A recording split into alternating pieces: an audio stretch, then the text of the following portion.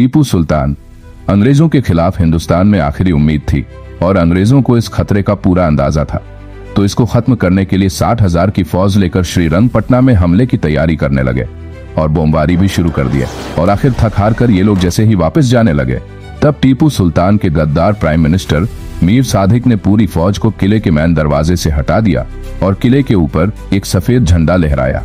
Exact इसी मौके का जबरदस्त फायदा उठाकर अंग्रेजों ने अपनी पूरी फौज लेकर किले के अंदर घुस गए और टीपू सुल्तान को शहीद कर दिया।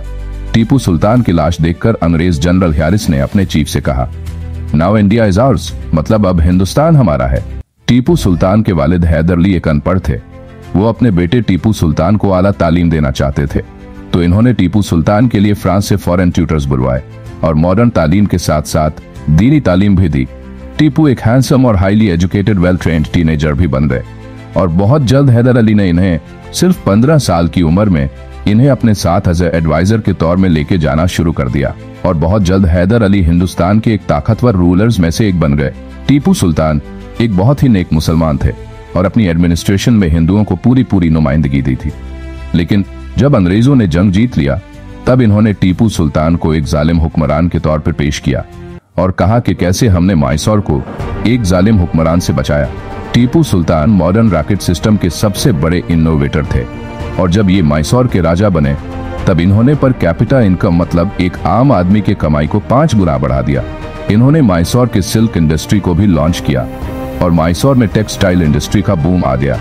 इन शॉर्ट, इनकी हुकूमत ने मैसूर एक बहुत ही बड़ी इकोनॉमिक ऑल मिलिट्री ताकत बन गया। टीपू सुल्तान को पता था कि अंग्रेज हिंदुस्तान के लिए एक बहुत बड़ा थ्रेट है। इसी वजह से इनकी जिंदगी का सबसे बड़ा मिशन हिंदुस्तान को अंग्रेजों की गुलामी से आजाद करवाना था। अब टीपू सुल्तान का प्लान बड़ा सिंपल था, किसी तरीके से अपने एम्पायर को एक मजबूत एम्पायर बनाओ और इन जालिम अंग्रेजों को हिंदुस्तान से भगाओ। तो इन्होंने पूरी दुनिया के लीडर्स से मदद मांगी, Mughals, Ottomans, China, Persia, Oman, सबसे, लेकिन सिर्फ फ्रांस ने मदद के लिए आगे आया। और जैसे ही इजिप्ट की जंग जीती, तो फौरन नेपोलियन ने टीपू सुल्तान से एक लेटर लिखा के अपना सपोर्ट ऑफर करने के लिए। नेपोलियन फ्रांस का एक बहुत ही ताकतवर एम्परर था, लेकिन इसकी स्टोरी फिर कभी, तो सब्सक्राइब कर लो। वो लेटर टीपू सुल्तान तक पहुंचने से पहले ही अंग्रेजों के एक जासूस के हाथ लगा और उनको पता चल गया कि नेपोलियन और टीपू सुल्तान इनको भगाने की प्लानिंग कर रहे हैं और इन्होंने टीपू सुल्तान के खिलाफ एक बहुत बड़ी आर्मी तैयार कर ली। और 5 अप्रैल 1799 को अंग्रेज निजाम और मराठाओं की मदद से 60,000 की फौज लेकर टीपू सुल्तान के किले के सामने आ खड़े हुए।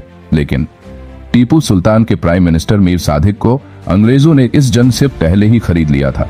अंग्रेजों ने अपने तोपों से किले की दीवारों को तोड़ना शुरू कर दिया, लेकिन बहुत दिन गुजरने की वजह से अंग्रेजों के पास खाने पीने की चीजें खत्म होने लगी थी और वो भूख और प्यास की वजह से वापस जाने ही वाले थे कि एक दिन मीर सादिक के रहनुमाई में अंग्रेजों ने टीपू सुल्तान के वफादार जनरल गफ्फार को मार दिया और ये मौका देखते ही गद्दार प्राइम मिनिस्टर मीर सादिक ने टीपू सुल्तान की पूरी फौज को इस रास्ते से हटा दिया।